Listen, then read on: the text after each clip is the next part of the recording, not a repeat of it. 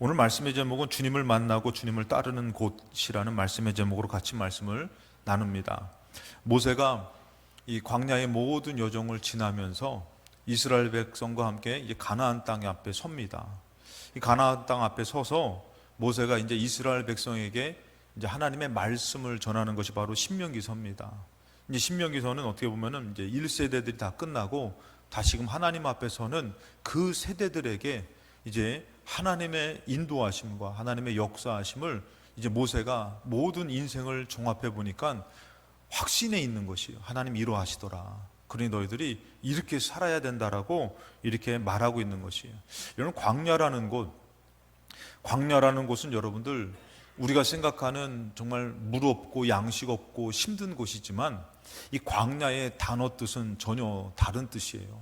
광야의 단어는 미드바르라는 단어인데 이것은 다바르라는 단어와 그 다음에 디비르라는 단어가 이제 합성된 언어인데, 다바르라는 단어는 바로 뭐냐면은 말씀, 이 하나님의 말씀, 하나님이 말하다라는 뜻이 있고요. 그 다음에 드비르라는 단어는 어떤 뜻이냐면 지성소, 정말 하나님의 임재가 있는 곳. 그래서 광야라는 곳은 여러분들 하나님의 말씀이 들려지는 곳이라는 뜻이 있어요. 하나님이 임재하셔서 함께 하시고 말씀하여 주시는 곳이 광야라는 곳이에요. 그래서 지금도 유대인들은 나는 광야로 간다라는 그 표현이 바로 뭐냐면 나는 하나님을 만나러 간다라는 표현이에요. 그것처럼 이 광야에 하나님이 안 계신 것이 아니라 그 광야의 모든 여정 가운데서 이 하나님이 동행해 주시더라는 것이에요. 그러고 보니까 우리 저기 휴가 나온 친구 한 명을 소개를 안 했는데, 찬욱이가 휴가 나오는데 잠깐 자리에서 일어나실까요? 성도님을 향해서 경례, 우리 박수로서 좀. 제가 갑자기 왜 제가 여기 왔나요? 생각해서 자주 나올 것 같으니까 이제 다음에는 좀 이렇게 인사를 좀 안 시키겠지만 요번에 좀 처음 여러분들 군대 갔다가 이게 나온 거라서 앉으세요. 그러니까 여러분들 우리가 생각할 때에 광야라는 곳은 하나님이 안 계신 곳이 아니라 하나님이 돌봐주시고 동행하시는 곳이라는 것이에요. 가나안 땅은 어떤 곳이에요, 여러분들? 가나안 땅도 하나님께서 그곳에 약속의 성취를 하지만 중요한 것은 뭐냐면은 하나님께서 함께 하시는 곳이라는 것이에요. 그래서 이 모세가 모든 여정을 보니까, 인생을 살다 보니까 그 모세가 이제는 하나님의 것을 얘기해 주는 것이에요. 첫 번째 보면은 광야에서 우리가 살 수 있었고, 그 다음에 가나안 땅을 얻을 수 있는 방법에 대해서 얘기를 합니다. 이스라엘 백성에게 1절에 보니까 이스라엘아, 이제 내가 너에게 가르치는 규례와 법도를 듣고 준행하라. 그리하면 너희가 살 것이다. 인간적으로 살아갈 수 없었던 그 곳인데 이제 모세가 깨달았던 것은 뭐냐면은 그곳에 하나님이 함께 계시더라. 그런데 너희들이 그 하나님의 말씀을 잘 듣고 준행하면은 살게 되더라는 것이에요. 그러니까 여러분들 이 모세가 깨달은 것은 바로 뭐냐면은 광야는 우리가 준비해서 사는 곳이 아니더라는 것이에요. 함께 하신 하나님의 말씀을 듣고 준행할 때에 살게 되더라는 것이에요.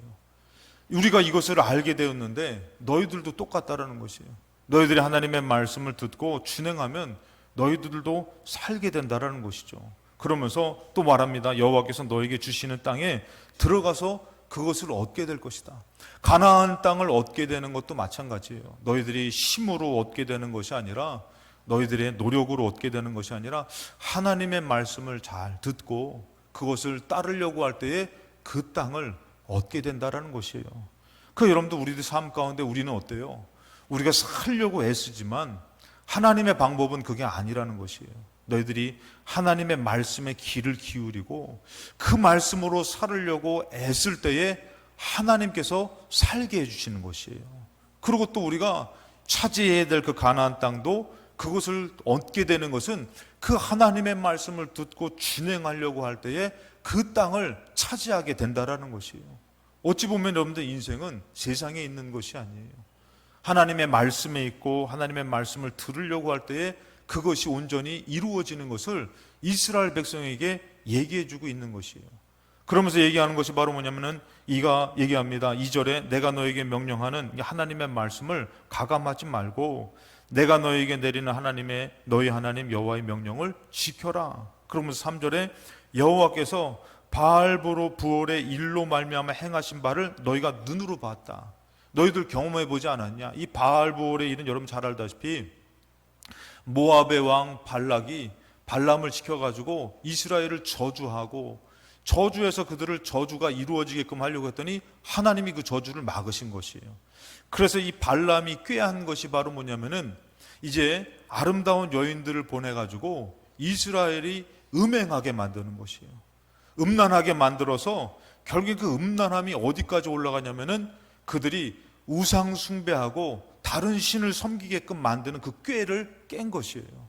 하나님이 저의 나라를 보호하니까, 저희 백성을 보호하니까 절대 저주가 임하지 않고 망하지 않으니까 이 마귀의 꾀가 바로 뭐냐면은 하나님 아닌 다른 음란한 신을 섬기게 만들어서 이제는 어떻게 해요? 그들에게 아주 어려움이 당하게 하는, 그 음란함으로 많은 사람들이 죽게 되더라는 것이에요.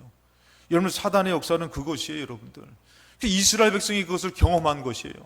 다른 데서 나라가 위태해지는 것이 아니라 그들이 다른 신을 섬기며 음란하게 될 때에 그들이 나라가 아주 위태하게 되더라는 것이에요. 여러분, 우리 삶도 마찬가지예요. 우리가 잘 살아보려고 애쓰지만 하나님께서는 너희들의 삶은 그곳에 있는 것이 아니라 하나님의 말씀을 붙들고 그 말씀을 잘 지켜 행하려고 애쓸 때에, 그때에 너희들이 살게 되는 것이고 너희들이 이룰 수 없었던 가나안 땅이 이루어지는 것이다. 그러면서 4절에 뭐라고 말하면은 오직 너희 하나님 여호와께 붙어 떠나지 않는 너희는, 그들이 삶이 어떻게 보면은 하나님께서 말씀하신 것은 어려운 것이 아니었어요. 하나님께 붙어 있을 때에 어떻게 됐다고요? 오늘까지 다 생존하지 않았느냐. 하나님께서는 하나님의 방법으로 너희들을 살리시는데 오히려 우리가 하나님께 붙어 있을 때에 너희가 생존하지 아니했느냐. 그러니까 너희들이 무엇을 해야 되냐면은 4장 6절에 너희는 지켜 행하라. 말씀을 따라서 너희들이 지켜 행하면, 8절에 보니까 이렇게 얘기합니다. 오늘 내가 너에게 선포하는 이 율법과 같이 그 규례와 법도가 공의로운 큰 나라가 어디 있느냐. 하나님께서 이렇게 말씀하시고 하나님께서 도와주시는 이 나라가 어디 있느냐. 그러니까 어떡하라고요? 9절에 보니까 너희는 스스로 삼가며 오늘 너의 마음을 힘써 지켜라, 이렇게 말씀해요. 그러니까 여러분들, 말씀을 듣고 지킬 때에 어떻게 해요? 힘쓰라는 거예요. 여기에 힘쓰라는 것이에요.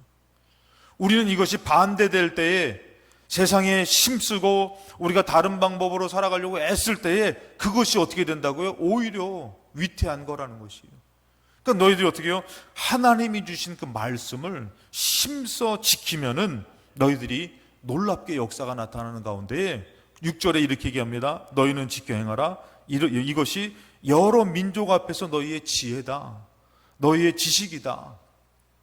그들이 이 모든 규례를 듣고 이르기를 이 큰 나라 사람은 과연 지혜와 지식이 있는 백성이로다. 나중에 지나고 보니까 어떻게 해요?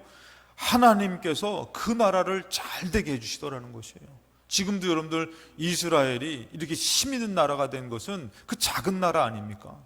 근데도 불구하고 힘 있는 나라가 된 것은 그곳에 하나님의 말씀이 있었기 때문에. 여러분, 우리나라도 마찬가지 아니에요? 여러분 잘 알다시피 우리나라가 이 남북으로 나눠졌을 때에 원래 저도 듣기로는 이 북한이 더 잘 살았다고 들었어요. 그럼 거기는 여러분들 그 국가의 명령 하에서 막 목숨도 내놔야 되고 순종해야 되니까 나라가 더 잘 돼야 되는 거 아니에요? 그런데 그 나라는 원래 하나님을 섬기고 잘 하나님을 예배했던 나라인데 이제는 하나님을 버렸어요. 그 우상숭배의 나라가 됐어요. 오히려 이쪽은 여러분들 못 사는 나라였어요. 근데 하나님을 섬기며 기도하며 하나님을 의지하는 나라가 되니까 어느덧 여러분들 이 나라가 정말 잘 사는 나라가 됐더라는 것이에요. 네팔에 있는 이 한 외국인 노동자가 왔어요. 이제 공부를 잘 하시는 분이셔요. 근데 그분이 네팔로 다시 가가지고 어떻게 하다가 제가 관계가 있어 연락을 해봤더니 그 얘기를 하더라고요. 네팔에서 한국에 오는 것은 이건 대단한 영광이라는 것이에요. 네팔에 좋은 대학교 들어가는 것보다 한국 들어오는 게 더 힘들대요. 한국이 꿈의 나라라는 것이에요. 여자들이 밤에 막 마음껏 나가서 이렇게 지낼 수 있고, 그리고 또 정말 마음껏 일을 할 수 있고 공부를 할 수 있고. 근데 거기서 여기에 오려면은 시험을 치러야 되는데 아주 어렵다 그러더라고요. 그러니까 다른 나라들이 여러분들 우리나라 안에서는 내분이 있고 문제가 있겠지만 다른 나라 안에서는 어떻게 해요? 야, 저 나라가 어떻게 저렇게 잘 사는 나라가 됐을까? 지혜로운 나라가 됐을까? 여러분들, 그때 이 나라는 아주 가난하고 힘들었지만 선교사님들이 와가지고 하나님을 알게 되고 하나님을 찾게 되고 하나님을 믿게 됐다라는 것이에요. 여러분, 우리도 마찬가지예요. 우리가 점점 살 수 있었던 것은 바로 뭐냐면은 나의 노력과 나의 힘이 아니라 하나님을 믿는 믿음 가운데서 하나님께서 점점 정말 지혜로운 나라로, 지식 있는 나라로 세워주듯이 우리가 하나님을 믿는 것이 헛되지 않음을 꼭 기억하시기 바랍니다. 그래서 모세에게, 이스라엘 백성에게 얘기하는 것이요, 얘들아, 너희들 광야에서 우리가 살 수 있었던 비결과 가나안 땅을 얻는 비결은 바로 뭐냐면은 하나님의 말씀을 듣고 준행하는 것이다. 그러면서 그것을 말하면서 이 모세가 경고합니다. 그리고 권면합니다. 두 번째 경고하면서 권면하는 것이 바로 뭐냐면은 25절 말씀에 너가 그 땅에서 아들을 낳고 손자를 얻으며 오래 살 때에 라고 얘기를 해요. 이제 하나님의 약속했던 언약이 성취돼서 가나안 땅이 얻었지만 이제 너희가 그 땅에서 아들 낳고 손자를 얻으며 오래 살 때에 어떻게 된다고요? 만일 스스로 부패하여 타락하게 된다는 것이에요. 여러분, 세월이 지나면 지날수록 더 믿음의 확신을 갖고 사는 것이 중요한데 세월이 지나면 지날수록 어떻게 해요? 이 믿음을 저버리고 스스로 부패하게 되더라는 것이에요. 여러분, 이 나라에 정말 하나님을 간절히 찾을 수 있는 은혜를 주셨는데도 불구하고 많은 시간들이 지날 때에 우리는 더 어떻게 살아야 될까요?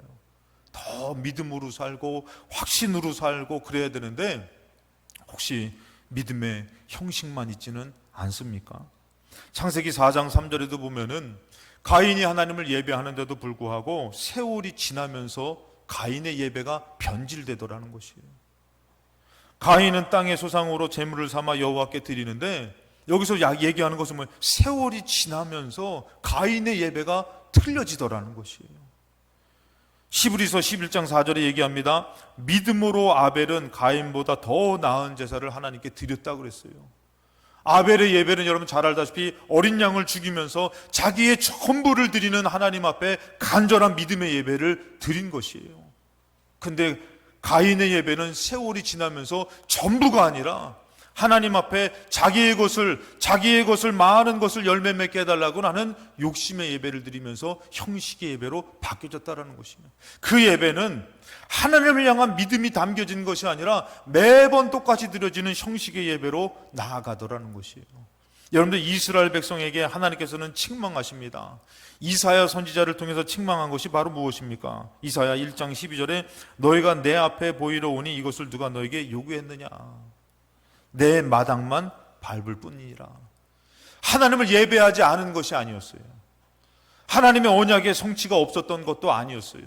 근데 세월이 지나다 보니까 뭐만 남더라는 것이요? 형식만 남고 하나님을 간절히 찾는 믿음은 없고 마당만 밟고 끝나는 그런 모습만 남았더라는 것이에요.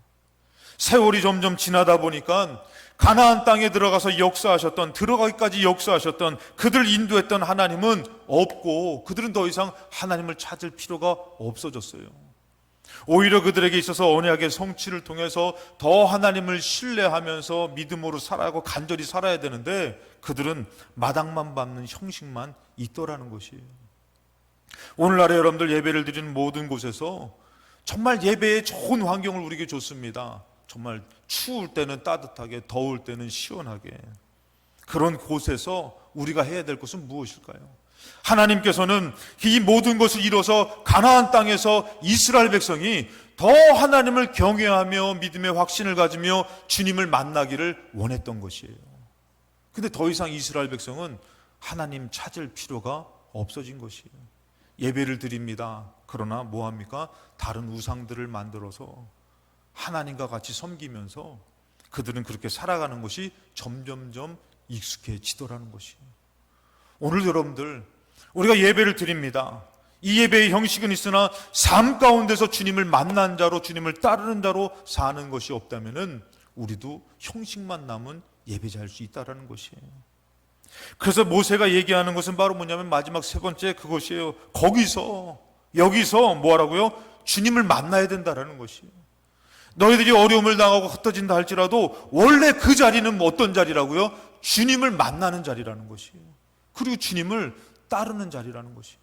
광야에서만 주의 인도함을 받는 것이 아니라 가나안 땅에 들어가서도 너희는 다시금 더 뜨겁게 간절하게 주님을 만나고 주님을 따르는 삶이 이루어져야 된다라는 것이에요.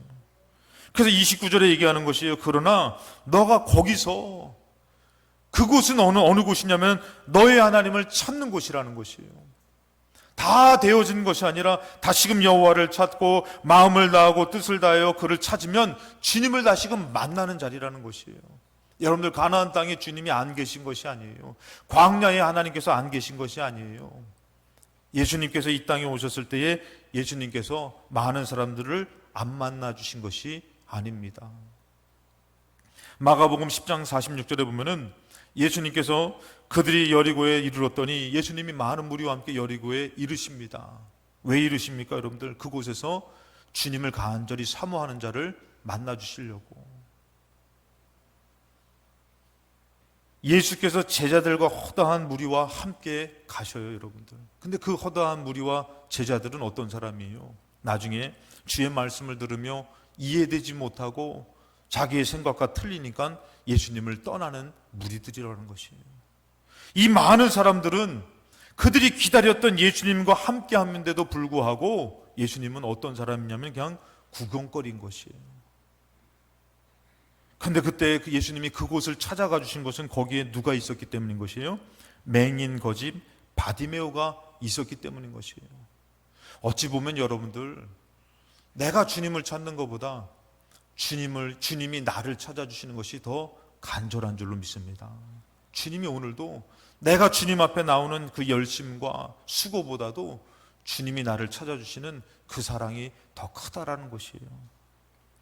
예수님께서는 그 많은 무리가 있지만 이 맹인을 위해서 여리고로 들어가신 것이에요. 이 맹인 바디메오가 어떻게 합니까? 47절에 나사렛 예수란 말을 듣고 소리를 지릅니다. 자기에게 찾아와 주신 주님을 놓지 않아요. 나 다윗의 자손 예수여 나를 불쌍히 여기소서 하거늘 48절에 많은 사람이 꾸짖어 잠잠하라. 시끄럽다 이거죠. 우리는 어느덧 주님 만나려고 할 때에 참 고상한 척 할 때가 참 많이 있어요. 주님을 간절히 만나야 되는데 그럴 때가 아니라 상황을 보면서 사람을 보면서 점잖을 때가 참 많다라는 것이에요. 근데 이 맹인은 어떻게 해요? 지금 점잖을 수가 없어요. 예수님을 지금 만나야 되거든요. 예수님이 꼭 필요하거든요. 그래서 어떻게 해요? 꾸짖음 가운데서도 더욱 소리를 지릅니다. 그런 가운데에 예수님께서 그를 불러주시더라는 것이에요. 어찌 보면 여러분들, 예수님은 이렇게 당신을 간절히 찾는 사람을 지금도 기다리고 계신 것이에요. 우리에게 좋은 곳이 있지만 우리가 주님을 찾지 않는다면 이 좋은 곳은 주님 없는 곳이 될 수 있다는 것이. 가나안 땅에 하나님이 안 계신 것이 아니에요. 주님을 찾지 않다 보니까 가나안 땅이라는 약속의 성취가 되었다 할지라도 그곳에서 그들은 주님을 만나지 못했다는 것이. 그리고 스스로 부패해서 우상 숭배. 여러분들 성경에서 하나님과의 관계를 꼭 표현할 때 꼭 이런 표현을 쓰세요. 음행을 했다라는 표현을 써요. 어찌 보면 우리가 이 땅을 살면서 하나님이 우리를 사랑하시는데 우리가 다른 것에 마음을 뺏기는 음행을 저지르고 있는 것은 아닌지, 간음하고 있는 것은 아닌지. 예수님께서는 간절히 찾는 맹인을 불러주십니다. 49절에 예수께서 멀리 있어서 그를 부르라 하시니 그들이 그 맹인을 부르며 이르되 안심하고 일어나라 그가 너를 부르신다 하매. 50절에 맹인이 어떻게 합니까? 맹인이 자기가 입고 있었던 이 겉옷을 내버리고, 이 겉옷은요 마치 전 재산과도 같아요. 이때 당시에 이 겉옷은 신분을 상징하기도 하지만 이에게 있어서는 더울 때는 이제는 그 겉옷 맹인을 나타내기도 하고 또 이 모든 것을 나타내는 전부임에도 불구하고 이 맹인이 어떻게 합니까? 그 겉옷을 내버리고 예수님께 나아가더라는 것이에요. 오늘날에 여러분들, 가나안 땅에 복을 줬어도, 정말 하나님이 그들을 인도했어도 자기의 모든 것을 내려놓고 주님을 찾을 수 있는 사람을 하나님께서도 기다리신다라는 것이. 이렇게 좋은 성전이 주어졌습니다. 여러분, 이곳은 어떤 곳이에요? 예배라는 성식이 있는 곳입니까? 아니면은 예수님을 만날 수 있는 곳입니까? 이가 그것을 다 내려놓고 예수님 앞에 나아가는 것이에요. 여러분들, 우리들의 삶에 중요한 게 얼마나 많습니까? 그런데 예수님보다 더 중요한 것이 많습니까? 예수님보다 더 귀한 것이 많습니까? 예수님은 우리에게 진짜 생명을 주시려고 당신의 생명을 주셨잖아요. 근데도 우리는 중요한 것을 내려놓지 못하고 살 때가 참 많죠. 그리고 하나의 예배를 드렸지만 삶에 예수가 없는 삶. 이 맹인은요, 예수님을 만나서 얘기를 해요. 내가 너에게 무엇하여 주기를 원하느냐? 주님, 보기를 원합니다. 그에게서 보여지는 것은 뭐예요, 여러분들? 소원이죠. 간절한 그의 바람이죠. 근데 예수님께서 말씀해 주시요 52절에 예수께서 이르시되 가라, 너의 믿음이 너를 구원했다. 이의 믿음은 뭐예요? 오직 예수님만이 나를 구원하실 수 있고 나를 살릴 수 있습니다. 그 믿음으로 예수님 앞에 나왔더니 예수님께서 그 믿음을 보시고 그를 구원의 역사로 나타나 주시고 그가 곧 보게 되더라는 것이에요. 여러분, 이 맹인이 어떻게 되죠? 그 보게 됐을 때에 예수를 길에서 따르니라. 그에게 있어서 보여지는 것은 뭐예요? 예수님을 따르는 것이에요. 여러분, 우리가 예배를 드리는 것은 뭐예요? 주님을 만나는 것은 뭐예요?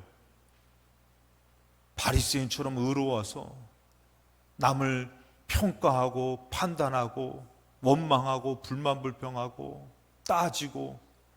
여러분, 우리가 예수님을 만나는 것은요, 다른 사람을 따지는 선악가의 그런 모습이 아니라 내가 주님을 따르기 위해서 주님 만나는 것이에요. 여러분들, 내가 지금 주님을 따르지 않으면 안 된다라는 것이에요.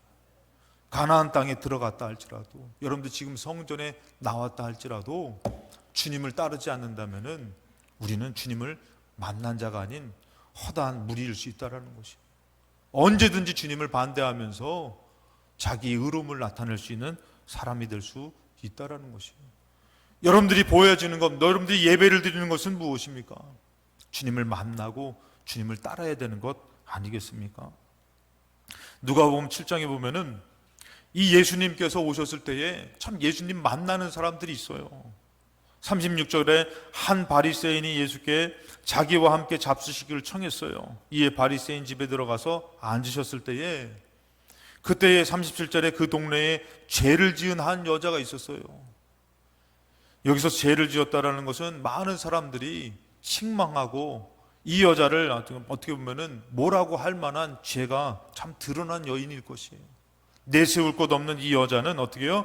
예수께서 바리새인의 집에 앉아 계심을 알고 그 다음에 예수를 간절히 사모하는 마음으로 찾습니다.